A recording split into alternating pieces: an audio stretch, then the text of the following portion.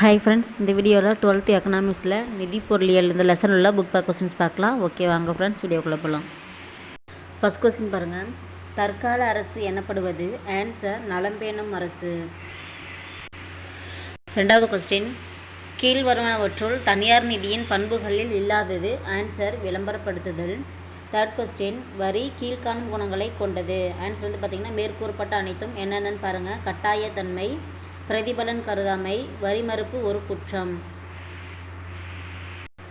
Fourth question, Adam ஸ்மித்தால் கூறப்படாத புனித வரி விதிப்பு விதி எது? ஆன்சர் எளிமை விதி. ஆடம் ஸ்மித்தால் கூறப்படாத வரி விதிப்பு விதின்னு எதுன்னு கேட்டிருக்காங்க. அவர் என்னென்ன விதிகள் சொல்லியிருக்காரு அப்படிங்கிறதையும் பார்த்துக்கோங்க. செலுத்தும் திறன் பற்றிய விதி, நிச்சயத்தன்மை விதி, வசதி விதி, சிக்கன விதி, இதெல்லாம் வந்து பார்த்திங்கன்னா அவர் சொன்ன வரி விதிப்பு விதிகள். ஃபிஃப்த் கொஸ்டின், கீழே உள்ள வாக்கியங்களை கருத்தில் கொண்டு சரியான ஒன்றை அடையாளம் காண்க.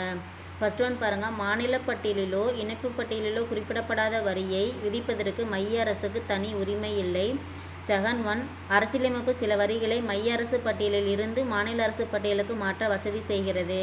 இதில் சரியானது அப்படின்னு பார்த்தீங்கன்னா செகண்ட் ஒன், அரசியலமைப்பு சில வரிகளை மைய அரசு பட்டியலில் இருந்து மாநில அரசு பட்டியலுக்கு மாற்ற வசதி செய்கிறது. ஆன்சர் இங்கே கொடுத்துருக்காங்க 2 மட்டும். ஆன்சர் வந்து பார்த்திங்கன்னா 2 மட்டும்.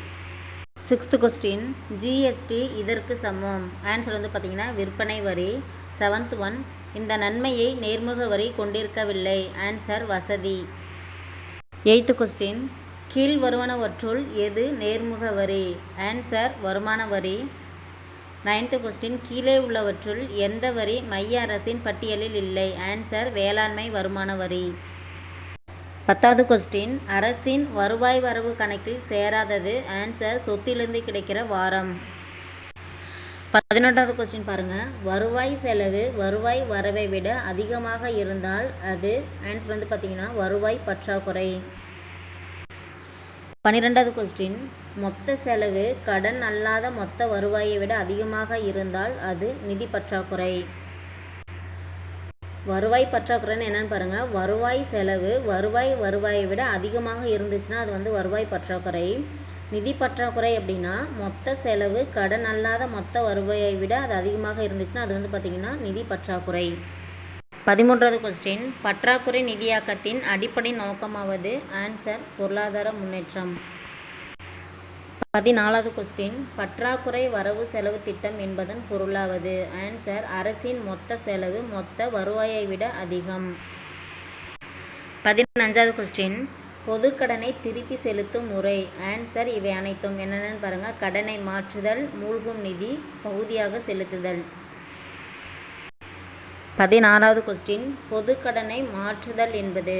ஆன்சர் அதிக வட்டி வீதம் கொண்ட கடன் பத்திரங்களுக்கு பதிலாக குறைவான வட்டி வீதம் கொண்ட கடன் பத்திரங்களை கொடுத்தல். 17வது கொஸ்டின், பட்ஜெட் என்ற பதம் பிரெஞ்சு சொல்லான போக்கெட்டில் இருந்து பெறப்பட்டது. அதன் பொருள்? ஆன்சர் சிறிய பை.